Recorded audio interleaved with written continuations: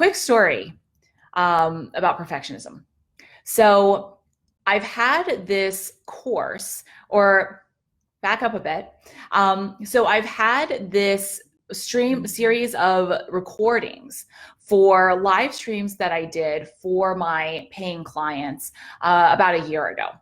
And these are really valuable live streams. There are mini courses in of themselves. And I did it at the time for my clients just to add some additional value, and also knowing that I might create them as mini courses in of themselves as products to offer for people who just want to kind of get a feel for the way I teach. And I've been sitting on, they're in my course membership site, they're uploaded, they're set in the course. I've even had a sales page for one of them ready to go for months. And I have just put it off sharing it. And the reason is because I was thinking, I don't know how I feel about the quality of the videos on these live stream recordings. They're not like the videos I record, for example, often with my YouTube channel where I've got a camera, really high quality, really crisp. They're not like the videos that I have in my courses where I show the slides and it's getting really high quality and crisp. And that has been holding me back for about a year from sharing this content. Now, let's be clear, this content is incredibly valuable. People were getting awesome results from it. They're like, I'm loving these live streams. It's the best thing ever. And I've just been sitting on them. And yesterday, I was reminded of this because last night I was revisiting this topic again. And I emailed someone on my team and I said, hey, can we just do a gut check, right? I'm getting really in my head about how someone might buy these live streams and look at them and say, oh, the video quality is not perfect. I feel so gypped. Can we just do a gut check here? And, my team member responded and said, all right, yeah, I think you really are getting in your own head. We are setting the expectation that these are recordings of live streams. You saw through the comments of the replays how many people got amazing results from it. We've always led with value first. And I mean, we're going to price accordingly as well. It's not like we're going to be charging $1,000, $2,000 for this, right? Like, we're going to be taking that into account when we set the price. And this has just been, I feel like, a theme over the last 24 hours. I was really reminded because of that. And also because I was talking today and yesterday with people about a few things related to perfectionism. Especially, I just got off an interview for the Teachable podcast where we kind of talked back to what my first ever launch was like. And let me tell you a little bit about what my first ever program launch was like. First of all, I had not created the course beforehand, and this is what I always advise. Don't create a course in a vacuum because it's going to take you weeks or months, but you're not going to know how to sell it. You're not even going to know if it's going to sell, and it can be really discouraging to spend all that time creating something and then not making any sales from it. And so for my first program, all I did was I had these Google documents that I had put the content in. Again, it was really good content. It just wasn't gorgeously formatted in a PDF. And I had people in a private Facebook group. I did audios, I did calls, I did Facebook messages, all of that. It just wasn't quote unquote perfect. And this is a really important topic because, I mean, I see so many people get caught up with, all right, I can't go ahead and put this out. I can't put this PDF out. I can't put this video out because I don't have the perfect setup, right? I don't have the perfect video setup. I don't have a studio, a video team. I don't have the gorgeous course membership site. And so that's what I want to talk about today, because this is a massive roadblock that keeps so many people stuck. So I'm going to share with you just some of my best tips for overcoming perfectionism and knowing that, you know what, you're probably not going to be perfect with that either. Just like the story I shared about how even this far into my business, knowing the value of the things that I have to share, that quality of the live streams was really throwing me off and keeping me back from sharing something that I know I 100% believe in and know is massively valuable. All right. So let me just kind of share with you some of the tips that have worked for me over the years. And so you understand where I'm coming from, I am someone like very traditional corporate background, the A student, things have to be a certain way, that type of upbringing, that type of background. And so you can imagine when I first started online, it felt like I had to make sure that I hit all of those standards. Let me tell you, here's the thing. I spent, I don't know, weeks, months working on my website. Once, this is the craziest thing. I remember staying up until 4 a.m., right? Because I'm not super like techie especially with website stuff, just like playing with this pop-up software I had just to get the spacing on the buttons right so that it would look good. And here's the thing. This was at the very beginning of my business when I had nobody checking out my website. And then what's more, I had that pop up for 2 days before I was like, oh, wait, you know what? I can create a better opt-in. Let me take this down and start over. So, oh my gosh, so much time wasted. The fear of perfectionism. I've absolutely been there. So I want you to know that that's where I'm coming from. That's definitely something I've struggled with as well. All right. So with that being said, let's talk about the tips that have really worked for me. So in no particular order, one of the first things that you have to realize is, look, what are you here to do? Are you here to be perfect, or are you here to do something? Now, when I say do something, that can be, are you here to build your business? Are you here to build a business that eventually replaces your income? Are you here to help other people, to help them get results? Are you here to create impact, right? What is it going to be? Because they don't always go hand in hand, especially when you're starting out. And so what it took for me to realize was, here's the thing. People care a lot less about your perfection, your perfect videos, PDFs, whatever, than you think, right?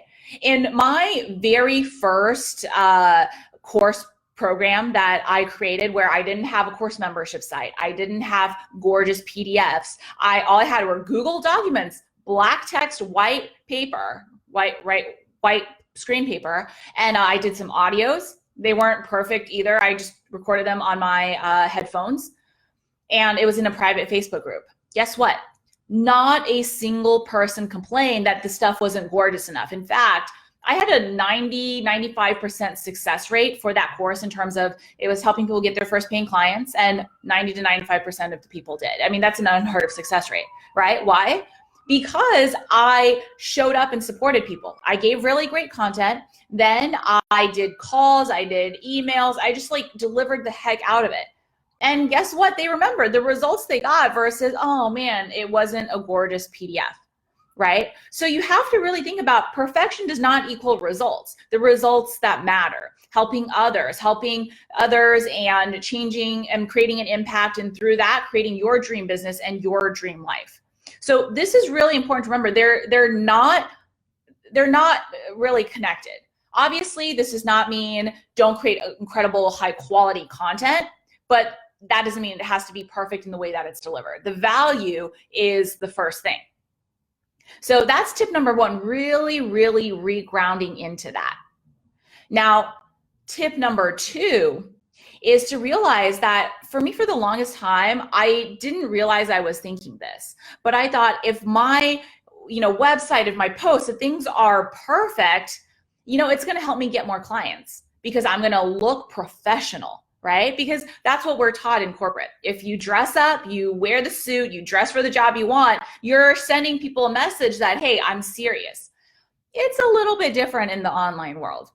And the thing is, I mean, to think about this. I'm sure there's an exception somewhere, but pretty much in general, no one ever looked at a website and said, oh my gosh, this is so gorgeous. I have to buy from this person just because the website is gorgeous. No, right? It's not what drives that connection with a buyer, with a customer. What is it that really does that? It's the actual connection. It's you getting in front of people, actually talking to them. And when you realize that, guess what you realize? Oh, maybe, and maybe you don't even realize you're doing this, you're using the perfectionism as a reason to hide, because it's scary to put yourself out there. It's scary to stand up and say, hey, my content is good. You should be listening to me because of this, this, and this. I know what I'm talking about. I'm awesome at what I do. That feels scary to believe that and to be able to share that with others. And so what do? And hey, there's no judgment here. I did this for months. You say, I'm going to work on my gorgeous website. I'm going to work on my perfect post, my perfect emails, my perfect funnel, so that I can put off doing the things that are actually going to make me feel scared and be visible and can actually connect with people, because that opens me up potentially to rejection, to negative feedback, to people saying, no, I can't work with you right now. Or maybe people telling you that your content isn't as good as you thought. I mean, most likely that's not going to happen, right? You're going to get rejected, sure, but that's part of the process. And so once you feel into that, and once you realize that, you can say, okay, this is the question that I use for myself and for my clients to make sure this doesn't keep you back. All right, what is the point of this, right? Is what I'm working on right now going to help me hit that goal that I have right now in my business? So when I was starting, and I spent up until 4 a.m. in the morning working on that pop-up that I then didn't use, and I had no website traffic, right? After that, I was like, okay, lesson learned, such a waste of time. 4 a.m. in the morning. I could have been doing so many other better things.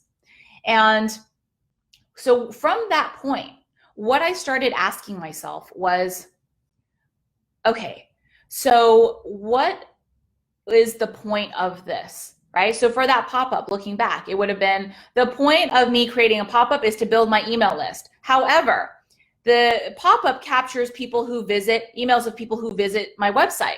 Is anybody visiting my website? No. So 100% of zero is still zero. So this is not what I should be working on right now, right? Same thing for the live stream recording example that I just shared earlier. I really had to do some coaching on myself basically last night and this morning, because I was like, okay, Louisa, get out of your own head, right? Yes, at this point in my business, I create really high quality videos and courses, but the live streams are a different thing. They're live stream recordings. The point is, yes, they're good enough quality, and the point is the value that is taught in them. So what is the point? The point is someone's going to listen to this. If they follow the steps that you teach in there, they're going to go out there and get massive ahas and results. Is the crispness of the video quality gonna make that big of a difference?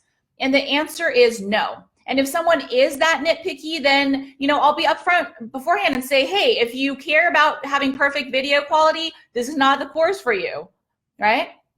And once you make yourself answer that question, that really shifts your perspective on what you should be working on. What's more, I want you to think about it for yourself, right? Things that you've invested in or used that weren't perfect, but that helped you get amazing results. Also, I have invested in so many courses over the past decade, right? Some of them were gorgeous. Most of them were not. But some of the most valuable things I've gotten. Actually, even better example, with the mentors I've hired. I have hired a whole range of mentors. I've invested very heavily in myself. I absolutely believe in that. And there have been mentors I've hired for 6 figures, right? Who had all the fancy stuff. The fancy home, the fancy, coaching website, the packages, the team, all of that, the lifestyle. It was great. Learned some stuff from some of them. I've also worked with mentors who were just like, look, what you see is what you get. I don't care about the trappings. There's nothing wrong with that, right? I like nice things too. So again, nothing wrong with that, but that was them. They said, I don't care. I'm going to command 6 figures because this is the value. I'm not going to give you the pretty PDFs, the coaching, they're going to give me coaching, not the gorgeous website, or I'm not going to, fly you first class, come visit me when you do, but you're going to get incredible value, right? Maybe when we go to dinner, we'll go to like the local diner. We'll go to something low key versus going to a Michelin-starred restaurant. And you know what, now that I think about it, the value I've gotten from my coaches who are more low key, right? And we focus on other things has been, to me, higher than the value I got from a lot of those other coaches who had the fancy trappings. And I didn't care. I didn't care if, you know, we were in a small place, we were at a diner, so what, right? It was more about, what am I here to do? What am I here to get? And for your ideal clients, to be honest, it's the same thing as well. As long as you're focused on good quality, obviously, you know, your video should be watchable, right? If you do that, or your PDF should be legible and okay formatting. But aside from that, if it's the value is there, that's the number one focus, right? So we've talked about a few things. We've talked about really not letting perfectionism be a reason to hide, really knowing that the key is the value. You lead with the value, which is focused then. And here's the thing, when you focus on the value, guess who you're focused on? You're focused on your customer, and you're focused on how you're helping them. Versus when you focus on how good does my thing look, you're focused on yourself and your ego. And guess which one's going to grow your business faster, right? Focusing on your audience and your clients and what you're going to do for them versus what your perfectionism is, how it's going to make you look. So that's really, really important. And those are really key things to be thinking about when you're thinking, okay, this is holding me back. Like, yes, no, not yesterday. I think maybe the day before, I was in my private students group for my employed entrepreneur students. And there was a PDF that someone had shared in the group and asked for feedback on. And we're talking about this on a live stream. So it was really great content. I mean, I was really impressed by the quality of the content, the testimonials, and that person had shared it and asked for feedback. And a lot of people had said, you know, this is really, really good content. But then one person had said, you know what, I don't think this is gorgeous enough. I mean, that wasn't their exact wording, but that was the feedback. And I had addressed that on the live stream. And I said, look, I saw this. I wanted to talk about this specifically because I disagree. I actually didn't use fancy PDF formatting until maybe like 3 years into my business, right? Before that, I just had, like I said, Google documents, maybe just some Word documents that I just said, hey, here's the stuff, here you go. And they worked out great for me because the value was there. Now, another example that I want to share again, and here's the thing. When you focus on the perfectionism, it really holds you back from getting started. This is really important. I want to give you guys another example just through my own experience so that you can see it in many different ways. And it's not like, oh my gosh, you know, if you've taken it in my courses and you know they're very beautiful, I've invested heavily in the content, everything to make it as just easy and a great experience as possible. However, that's not where I started. So back when I was doing one of my first launches, I was going to do a really fancy video series, right? I was going to do I can't remember, it was 3 or 4 videos. I hired a really professional team and I was like, okay, I'm so excited for this, right? So went to the studio. It was a really, really nice studio, really airy feel, really big windows, white wall, white background. The team was really awesome. You know, all the lighting stuff, all the makeup, all the audio equipment. Fantastic. I'm super excited for this. I'm getting close to my launch, and then I get the first video. I open it, and I'm just like, wait, am I looking at the same thing that I just recorded? Because what had happened, there had been some sort of miscommunication where I said, hey, this is my budget. Can you guys create a really simple video for me where it just looks like I have a white background, the video is really great, and the sound is great, and it just looks really professional. It doesn't need to be fancy, but I want that quality. And the team had said, yeah, sure, we can do it. I open up the video, and it's, I mean, I don't even know how to describe it. It looks like I'm in like this, I don't know, I'm standing in front of like an alley filled with trash or something. I mean, I'm not a technical, I know nothing about video or lighting, but the background somehow with the lighting, the walls that had been white were looking really grayish. And you know how with like the white kind of brick wall that you have that feel, like there can be like bumps and maybe some specks on the wall. And so those were really showing up in detail and looking like it was a really dirty wall. Like I said, it looked like we were in the alleyway of a trash with a whole bunch of trash on the wall. And then the way my makeup had been done, it looked really natural. When we looked at the recording live, it looked really natural live. It looked like I was a clown. And this wasn't me being vain. I mean, you guys know I'm not that vain. I'm just like, I mean, you guys have seen my live streams over the years. Sometimes I'm just like, hey, I need to share something, and what you see is what you get. So it looked like, I mean, I had like these round spots, like my lipstick looked like a clown, you know, the really big red lips. And I was like, what the heck is this? So long story short, and that was a lesson in of itself, making sure you set the right expectations and just dealing with people you hire when things don't go the way that you plan for them to. That's a story for another day. Long story short, I could not use it. I did not have the budget to invest in another fancy recording, and I didn't have the time to re-record and edit it and hire someone else. So guess what happened? I didn't do a fancy video series. And you know what? That was one of the best things that could have happened to me. I lost a few $1,000s. However, that's what made me shift to, okay, you know what? If it's not a perfect video, that's okay. What can I do? And I shifted to doing daily live streams instead of videos for my launch. And those of you who have been a part of my audience for a while know that is nowadays a core element of my launches and what makes them so successful, right? I have some of the largest non-affiliate launches in the industry. And the reason is because not doing those perfect videos made me first have to get resourceful. And then it made me show up in a way that actually allowed me to connect more with people imperfectly via like live streams like this, where I actually talk to people, right? I answer questions, I give awesome content. And I mean, this happens for most of us. I'm just a lot more natural when I'm on a live stream like this versus, all right, I have to record a video, I've got a script, and it just feels completely different in a much more relatable, personal, interesting way. And so it actually worked out really well. But that's another example. And I'll just tell you, I mean, over the years, I've tested some other fancier, you know, video editing, video coming to the studios, all of that I've tested. You guys know I'm an engineer by training, right? Former space station engineer. I love testing stuff. And we have not seen an increase on return, on engagement, on anything with the fancier videos. And the reason is because I don't know about you, but what's more interesting and, to be honest, entertaining to me is when I get on something that's real, right? When I get on something that's real with someone, they're interacting with me, it's fun, it's valuable, of course, but it's not perfect.